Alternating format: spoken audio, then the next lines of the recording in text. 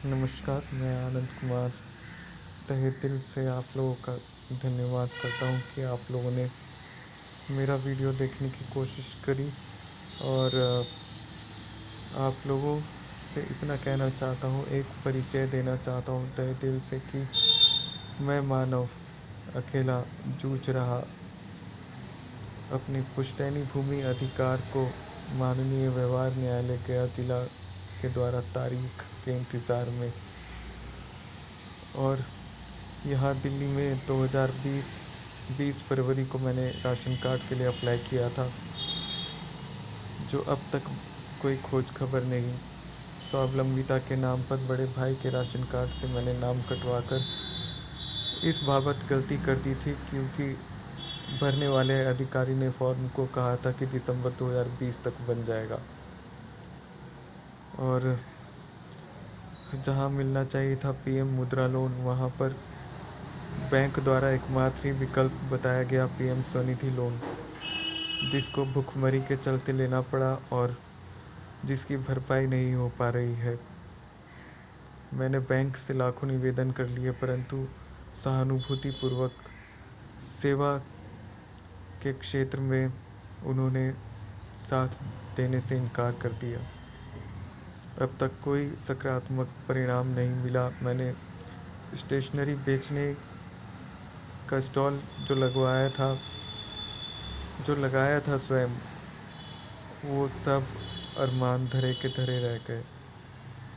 अभी हालत बहुत ख़राब है आर्थिक रूप से, और मानसिक रूप से प्रेम का साथ नहीं मिल रहा। जो बिलड़िया मोड़ की विजय शर्मा जी की लड़की, शायद जिनका नाम सोनू अथवा रेणु है, तो उनसे मैं शादी करना चाहता था, जीवन साथी देखता हूँ उनमें तो हाँ या ना का इंतज़ार अब तक हो रहा, और असमंजसता में मानसिक प्रताड़ना मिल रही अलग। और भारतीय नागरिक होने के नाते मैं अपनी ऐसी दुर्दशा और किसी के साथ नहीं देखना चाहता हूँ। निष्पक्षता के पटल पर जो मेरा ये हश्र हुआ है, मैं चाहता हूँ कि आप लोग सीखें कुछ।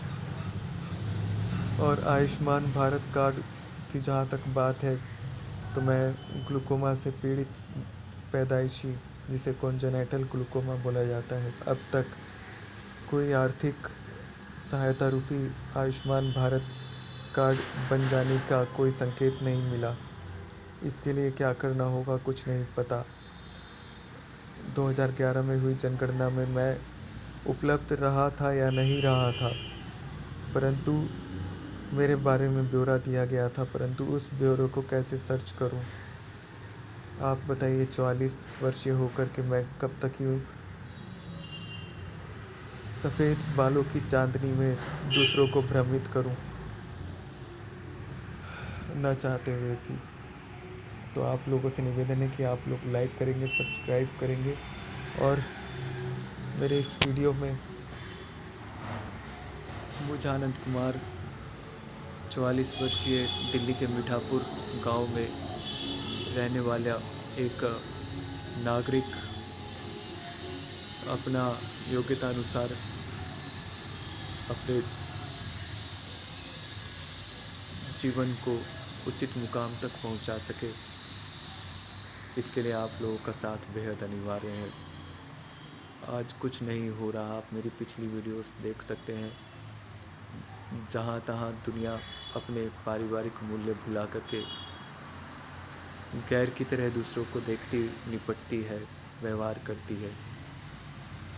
तो दो मुँहे चेहरे बढ़ रहे, अपनी धात चलाने में लग रहे, तो उनकी धात को ही जला देना उचित है। देश हित में मैं सत्य और न्याय के पथ पर हमेशा चल रहा हूँ। अब तक जैसी भी स्थिति रही, मैंने किसी को कष्ट देने की कभी नहीं सोची, लेकिन सरकार के कुछ खामोश अधिकारी, खासकर पीएमओ के अधिकारी, जो भूमि विवरण नहीं दे रहे, जिसमें खाता किसरा, रकबा मुआवजा, जमाबंदी की स्थिति आदि खतियान होता है, और कहा जाता कि आपका मामला न्यायाधीन है, वे उसमें कुछ नहीं कर सकते। तो मैं उनको बताना चाहूँगा 90 आरटीआई मैंने बिहार जानकारी पोर्टल पर डाली थी, डिस्क्रिप्शन पर उसका लिंक मैं भेजूँगा। तो उसमें जवाब क्यों नहीं मिला? व्यवहार न्यायालय तो मुझे जाना ही है, परंतु लोकतंत्र किस तरह पुष्टिकृत हुआ? सरकार सक्षम क्यों नहीं करती मुझ नागरिक को भूमि विवरण देकर अपने सत्य रूपी पक्ष को रखने के लिए? धूर्तपूर्ण रूप से दोषारोपण करते समय व्यर्थ गवाते मेरी ही पुश्तैनी भूमि पर चाचा तथा कथित जगदीश राम बिना बंटवारा किए ददिहाल में, जो कि ward number 27 Gautam Buddha colony road number 4 धनिया बगीचा टेल्हा गया में है। और फिर मौसी मीना देवी जो रहती हैं दहिया टोला रानीगंज टिकारी गया जिला में। कुल 4 मेरे नाना की बेटियों में से सबसे बड़ी जो यही बची हुई है। और मेरा ननिहाल विजय बीघा वार्ड नंबर 2 टेल्हा में ही स्थित है। आप लोग हो सके तो लाइक सब्सक्राइब करके हिम्मत बढ़ाइए। आज मैं हूँ, कल मेरे जैसे और उदाहरण हो सकेंगे। तो मैं नहीं चाहता व्यवस्था इस तरह से असंतुष्ट करते समय नागरिक का कमतर होते एक कारण बनते जाए। तो मुझे उम्मीद है आप लोग मेरी स्थिति से हमदर्दी रखेंगे और मेरी जगह स्वयं को रख कर के देख कर समझने की कोशिश करेंगे। और सोनू उर्फ रेणु जी हाँ या ना बोल करके अपना दायित्व, अपनी भूमिका को निभाइए और असमंजसता से मुझे दूर करिए। यही मैं उपेंद्र जी से कहना चाहता हूँ कि सहजतापूर्ण वातावरण दें अपनी बहन सोनू उर्फ रेणु को। और जितेंद्र जी से भी यही प्रार्थना है कि किसी भी नागरिक को असमंजसता में न रखा जाए। यदि मेरी शादी हो जाती है तो मैं स्वतः ही सक्षम हो जाऊंगा। पुश्तैनी भूमि पर खरा ही मुझे अधिकार स्वरूप प्राप्त होगा सत्य आधार पर, और इसमें फिर दो राय नहीं रहेगी। स्थानीय रिश्तेदारों ने परोक्ष प्रत्यक्ष हर तरह से लूटने की कोशिश करी, परंतु आज भी जैसे कस्मा खनेटू के रामानंद की बीवी गीता, तो वैसे लोग चाहते ही नहीं है कि खुद कमाए खरी खरी। लेकिन बैंक ऑफ बड़ौदा लूट करके उन्होंने जो मेरे पैसे लूटे, चौकी और गैस कनेक्शन ले लिया, लेकिन परोक्ष प्रावधान यानी कि अकेले में तंग करते बाज नहीं आते वे लोग। अकेले में भी उनकी आवाज़ सुनाई देती है, ऐसी हालत हो गई है। लेकिन देश हित को लक्ष्य बना करके सत्य, तथ्य और न्याय के पटल पर के पथ पर चल रहा मैं। बिना आपके साथ के मेरा वज़न कहाँ बढ़ेगा? कौन मुझे संज्ञान देगा? जिसने जो गलती करी है अधिकारियों में, उनको उनकी गलती कैसे पता चलेगी? वे मेरी जगह होते तो खतियान उनको मिल चुका होता, लेकिन किसी ने मार्गदर्शन नहीं किया कि ऐसा कीजिए तो आपको मिल जाएगा।